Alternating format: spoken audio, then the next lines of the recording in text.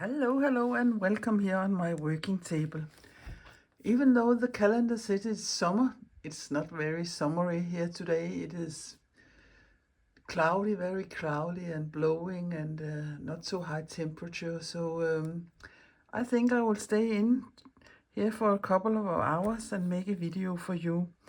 And I feel for making a fabric collage today. Last week I shipped the only blue fabric collage I have left to a woman. Hi Dawn, if you're looking here, to Holland or the Netherlands, I think you say. And that got me thinking of I probably should make another one in the blue, sorry, in blue colors, because there should be something to choose between if you want to buy some of my fabric collages. So that is my plan for today, to make a fabric collage here in a blue color scheme. Yeah. My name is Lisbeth. I'm Danish, so pardon my bumpy English, and you hopefully can understand what I'm saying, or at least you can see what I'm doing. And what else do I want to say? Yeah, if you're not into slow stitching or stitching, but you're more into jelly printing or perhaps bookmaking or what other things that could interest you, look at my playlist. I have divided all my content up in playlists so you can easily find what interests you and skip the rest. Also, I want to say a little quick pip. I have a Ko-fi account if anybody wants to support me that way. And there's a link below here under the little word more. I have decided not to try to earn money here on my YouTube channel. I don't feel for it that way. I think my content here has to be free, and I want to do whatever I fancy to do here. So the only way I can earn a little money if somebody wants to support me or have the possibility to support me on my Ko-fi account. That's the only way. But and I hate talking about these things, so let us quickly talk about something else. But what was the other thing I was thinking about saying? Yeah, all the other things I mentioned, there are links here below under the little word more. And there you can find what I'm talking about. There are links to other videos where I make other fabric collages. And at the end of the video, I will show you the ones I have left that still is for sale. And they don't cost much money, but yeah, you can contact me if you're interested, but we can talk about that at the end of the video. So let us get started and see what I can come up with today of interesting things in the blue color scheme. Sorry for the coughing, but I haven't been singing or speaking to anybody this morning. I'm just got out of bed and I sit here with my cup of tea and start working, so that is why I perhaps is a little rusty. But I have taken some different blue things out of my fabric scrap box. Some blue, I don't know what it is. It's these kind of funny weavings where the warp and the weft are two different colors. So it gets these very color changing fabrics, I think. And then I have some Momigami paper and some other bling bling paper. And then I have dig these out also. So I know I have this eco printed piece here, and that's a piece I have been eco dyeing myself when I was attending a course for a couple of years ago. And why not use these fabrics here? And normally when you are doing eco printing, you have the nature color of the leaves or tea or rust or something. But in this course I learned also to put some color or some pigments on the fabric, so you can see it is blue in some places, and I really like that.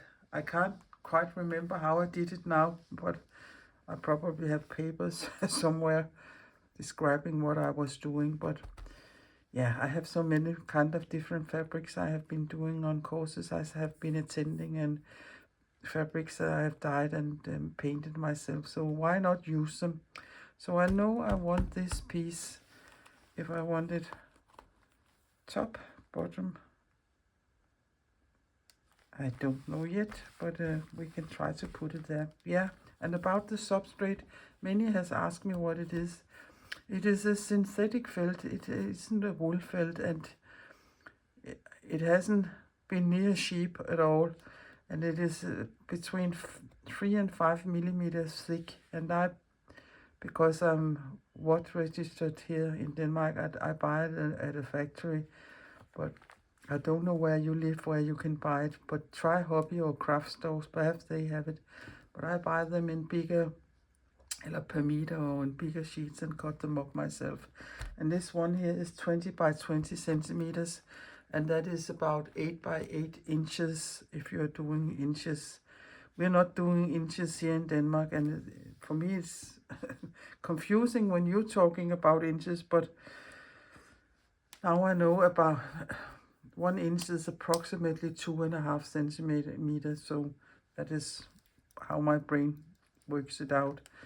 It isn't exactly 2.5, but it's nearly 2.5 centimeter per inch. So I want to put that there. So what else do I have here? I have this here. Yeah, I also very much like the color of. So right now I'm, you can call playing or auditioning what I like and what I don't like of these fabrics here. That is the Momigami paper, but I think it's too gray blue and not to that kind of blue I want here. And this, perhaps that is too much with this bling bling here, but let us see. Color wise it could work with this. Here I have a strip from an old duvet cover. I had just cut it up. There was an image of a ice bear and a seal, I think, and I don't want that, but there was a lot of blue and bluish things around it, so that can perhaps work. Here, there, and then I have this strip here also. That could go here.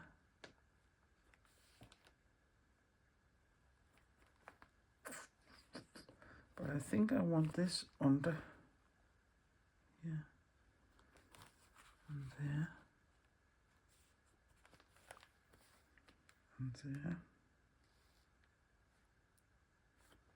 And then I need a small strip and a small strip here, and I have here. Let me see, that is too short, but perhaps it could go there. I think it could need a dark contrast here somewhere, and that perhaps could work here.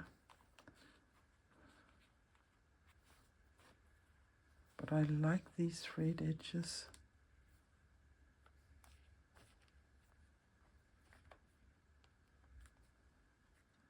So there isn't a rule about now this is going over and under, so now this has to go over. I don't think about that. I think about what I think looks best. So if this is going under here both ways, yeah, so it must be. But if I put it this way, I could put it perhaps the other way around. That is, yeah, do what you feel for. Here, that way. And now I have to cover that somewhere, and I have a strip of this, and there's a little bling bling on, so I think I will, that could go there. So it could look that way. I can try to move these two around. I can also put as you can say, put these three on the other side and these over there. You can try many ways, and the way you can do it, if you're not sure which one you like best, take a picture with your phone and look at them there. I don't know why, but it is always not difficult, but different to look at a picture you have taken than looking on the original piece on your table. Your eyes see it differently when you look at your pictures on your phone here instead of looking at that. But let us try to move these two around and see what then happens.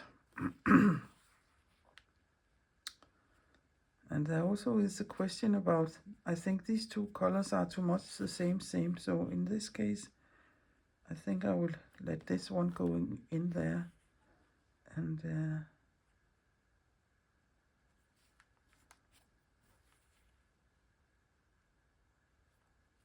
and there.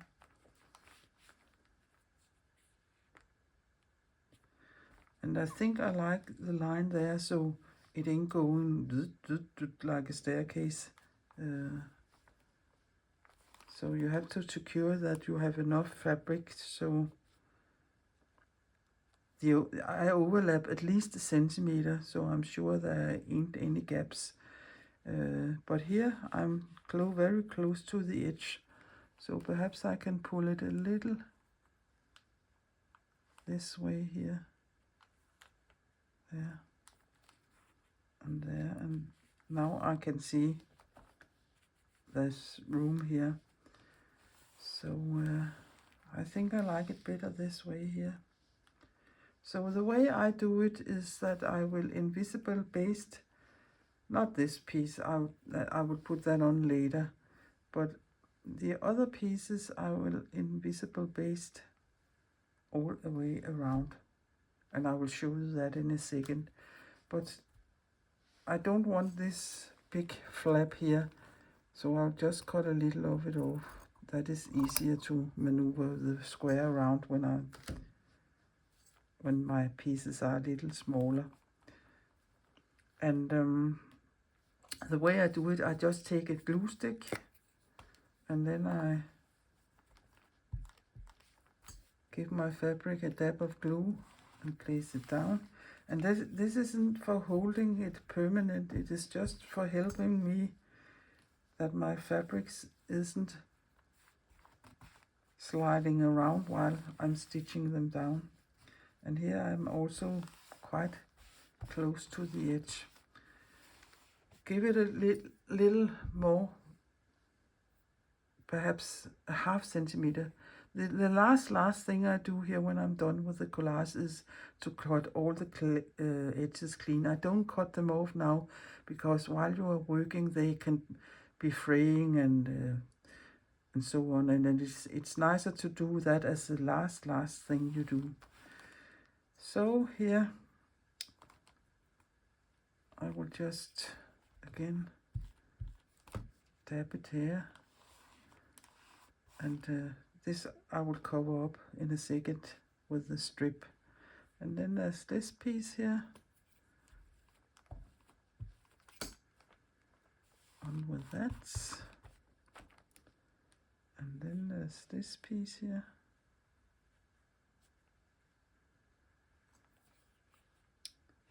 And that can be a little tricky here. Yeah. There. And then the last piece here. There.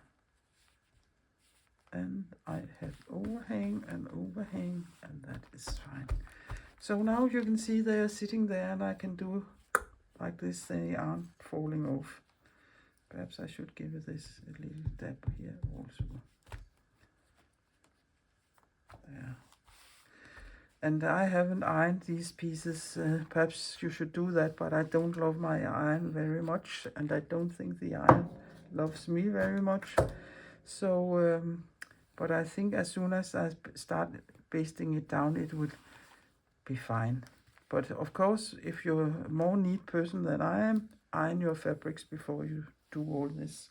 Yeah. Now here you can see this is a very dark color. All the other colors, I think I can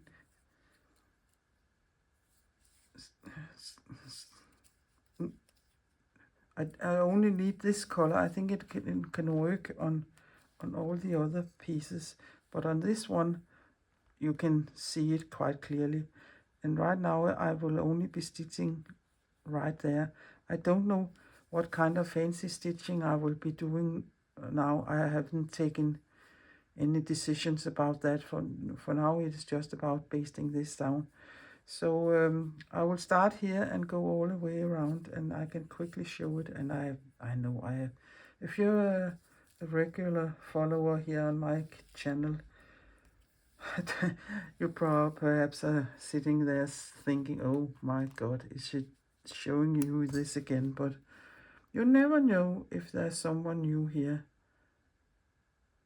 So I won't show it all, so you don't need to see me do all this sewing, but quickly I can show you the invisible basting. And if any of you are used to sewing your own garments or clothes or jackets or skirts or something like that, you probably know that stitch already. But here in the last couple of years, it has been so popular amongst slow stitching people, and I have known this stitch for many years and used it for many years, but suddenly everybody thinks that it is the big invention. But you come up and go down a couple of threads back in your fabric and come up about 1 centimeter ahead of you. And the reason why it is called invisible basting is, of course, because you want to see the stitches as little as possible. So the smaller stitch you can take on the front, the more invisible they will be. And I don't pull very hard here in my thread because I'm sewing into this felt, and if I pull very hard here on my thread, yeah, perhaps I can come in a little closer. There would be like a small indentation here, and I don't want that. So, whoops, now everything is falling because I have big arm movements here. I sew with a very long thread. In Danish we call it a lazy tailor's thread. I think you English call it a lazy girl thread, but it's the same. So that is all, and you can see here on the back, long stitches here on the back, and some very small one, and I think you can hardly see them, and that is the meaning.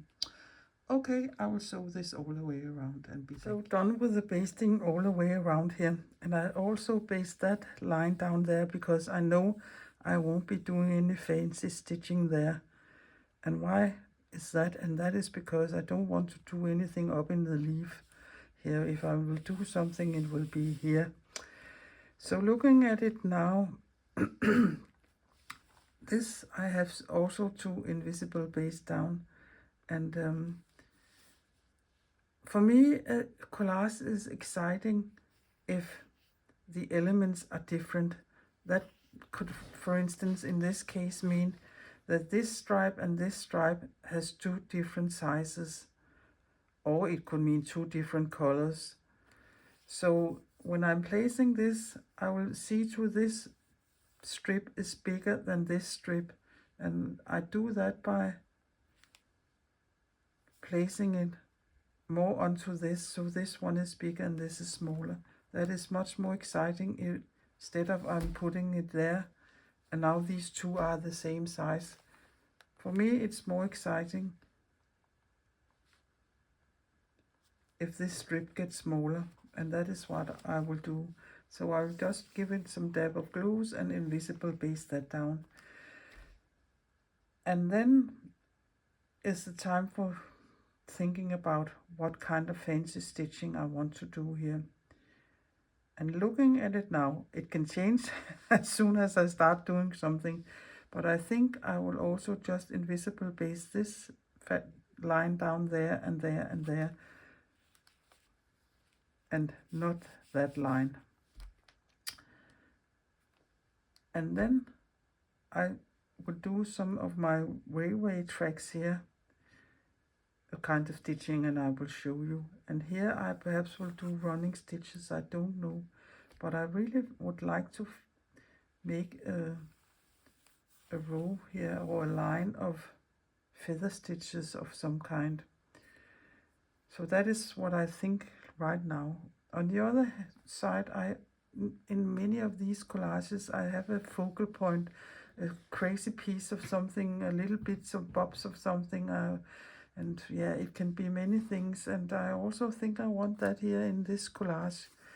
I have a little hexagon here made of Momigami paper, and it is folded in of a circle. But I think it is too much and it's too big. But color-wise, I like it. So I have said no for this one. Then I have this here. It's a T from, if you're playing golf, you know that it could sit there. That could be an option. But I also have this copper wire. I think it is copper that's coated with some color. And I think I want to make a big ring I can place somewhere.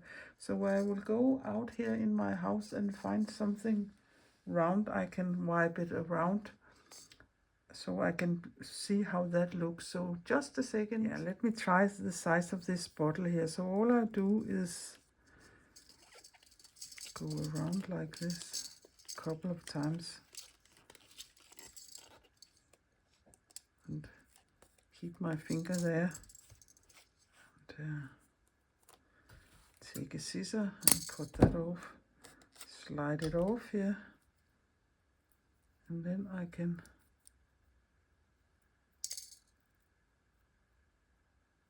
wipe this around here. It's a little tricky because you have to keep it tight so it don't, if I remove my fingers, it would go crazy. So but as soon as you have been around it for a little while, or all the way around, I think right now I think I can move my fingers without ruining the circle.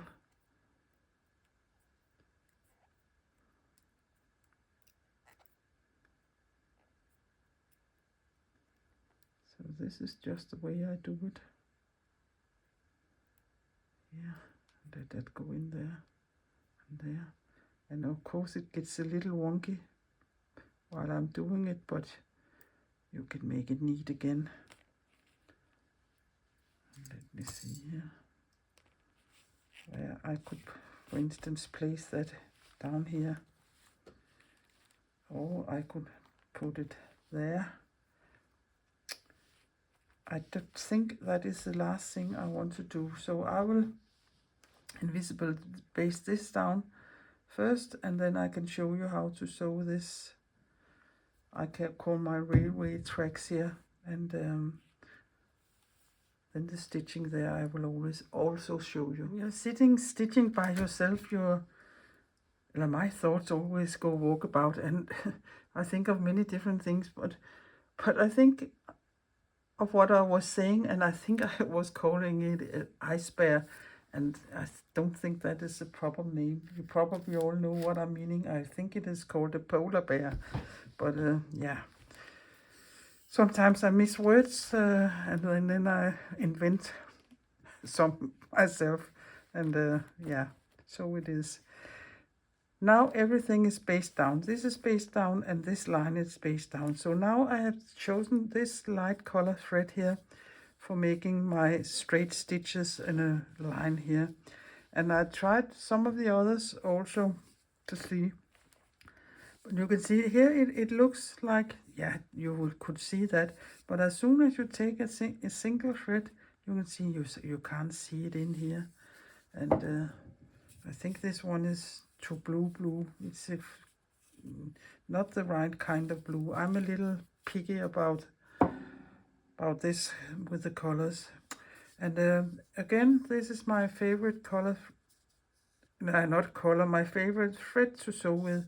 It's mercerized cotton, and it's meant for weaving, but it is such a lovely thread to sew with. And you can buy them. It is from a Dutch brand called Wenne, and it is, as I said, mercerized cotton, and the gauge or the number or the thickness of the thread is NM34/2 if you go on their website. So now for the straight stitches, or my railway tracks as I call them. I just come up and go down straight over. So you can see it would have been a waste of time if I had invisible based this down. There was no need for that. For now I'm sewing it down, you can say. And yeah, perhaps we can come in a little closer. Yeah. Up and down. And I very often use this in my fabric collages. I really like this stitch for sewing fabrics down or overlapping fabrics down. It gives it a nice look, in my opinion. But yeah, not everybody perhaps loves this, and not everybody loves raw edges, and yeah, we all have our favorites. But this is the way I do it, so I will just do it from there and until there, and then we can take the next step. So done with that line there, and I really like this way of stitching, and I don't mind they are wonky and uneven and not the same height. It makes it so organic, and I really like that. So now I've taken this thread, and I know I said here that it was too blue, but when I think of showing something here, I would like to see it, and this is visible, so I had gone for this color here, and I think I will make some feather stitches, and yeah, let us see if I can come in a little here, and I think I will just find,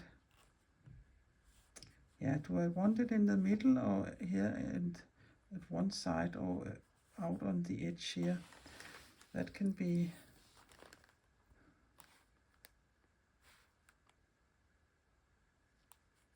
I think I will go for it closer to the dark blue strip here. So again, the feather stitch is a very nice stitch to sew, and there's so many variations of it, but you come up and go down at the same level or height as where you come up, and then you come up in between here. It's like the first thing is like a fly stitch here. You can see that is a fly stitch, and then you could go down, and then you have made a single fly stitch. But for a feather stitch, you go out here in the same, yeah, one of them, the ways you can do it is you go in the same level as here, and you come up here in the middle there. It's like this is the center line, you can see.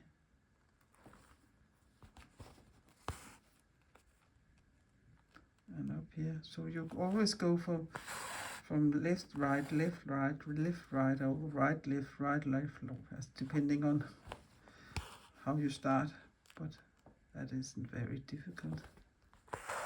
And you can play with the angle and how long. I call these legs, so I think I want them quite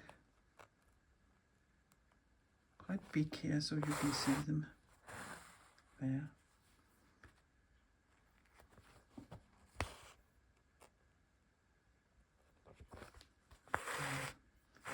It's a lovely stitch to sew, and I'll also use it in many things, or for many things. But again, I think you have got it, so I will sew all the way down here and look at it and see if I want some running stitches there, and then I think I will put it there. Oh, you can't see that, but I think I will go for this there. But I will be back in a second.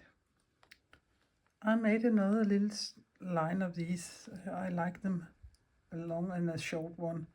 And then I have just made 2 rows of running stitches here. And that's just up and down and up and down. And everybody who can sew can do running stitches. So the last thing I want to do is to put this little circle down here. And I've taken the color thread that matches most, and it is a little wobbly, so I hope I can cut it down so it looks like a circle and not something else. And I will come in here a little closer here. I'll just put it down with my thumb there and there. It is like couching, you can see. And I think I will go a little with some long space between so I can put it down, and then I can always give it some more stitches. So I have to make it a little easier for myself here. And then I can look if I think it has the right shape. But you could have chosen to make all other kinds of shapes than a circle. It is quite bendable, this copper, or this wire. I don't know if this one is copper, but I think it is. Yeah, I think it looks quite okay. Let me see. Yeah, it sits there nice. So I will give them some more stitches, and then I will show you how to cut the edges clean, and then I will say this is done. So done with all the stitching, and I have stitched this circle down also, and I think it looks quite nice. So the way I do it as the last thing is I turn it over, and then I take a big sharp scissor and cut it like this, and I just follow the line from the felt. That is one thing, one way you can do it, but you can also take a cutting mat, and that is perhaps the way that gives the neatest edges. So I will again take my ruler and line it up here, and then I will take it. Sorry, I have to stand up now, and then I will just don't go into the felt.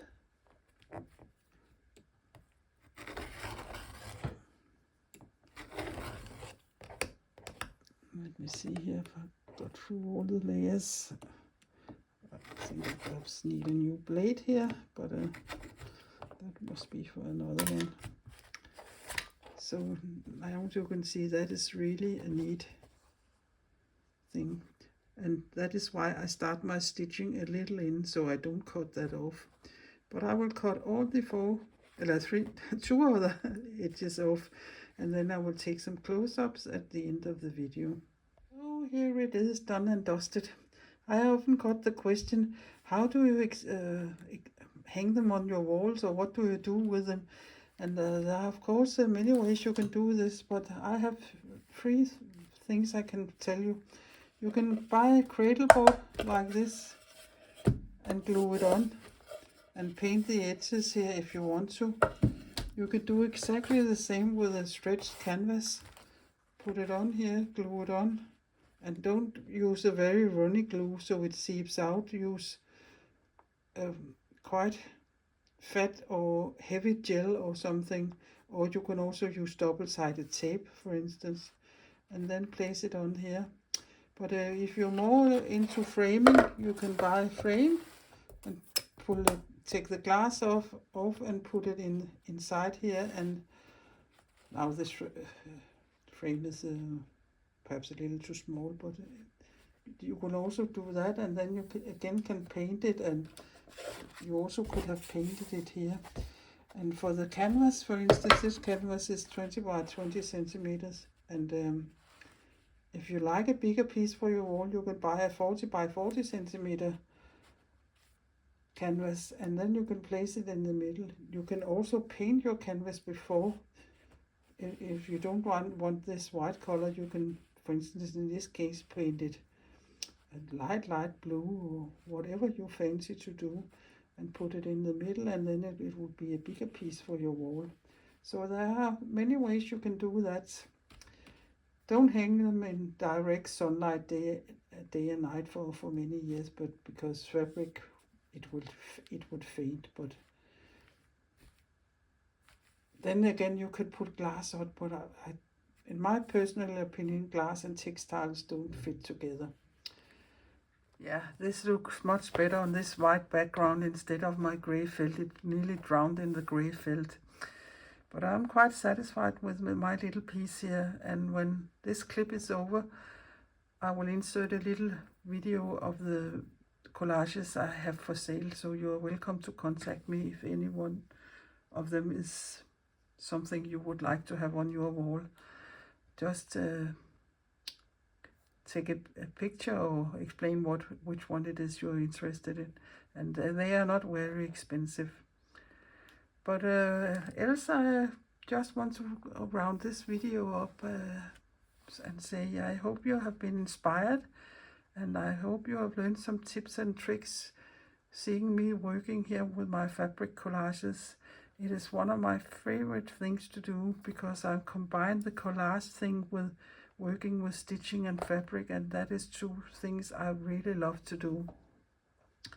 I don't work very big. Of course, I could go much bigger, but yeah, many of us don't have room for big pieces on our walls. So, and I also think that the bigger you get in size, or go in size, the more difficult it is. So I really like this measurement 20 by 20 or 8 by 8 inches. Yeah, what else do I want to say? Yeah, if you have liked my video, so please give it a thumbs up. It doesn't cost you a dime to do that, and that would help me very much here with the algorithms. It isn't the easiest thing to be a little Danish channel, even though I try the best I can to speak English. The YouTube think I'm Danish, so I ain't being pushed so much out as perhaps English-speaking channels, or for countries that are English-speaking, like the US or the Australia or the United Kingdom.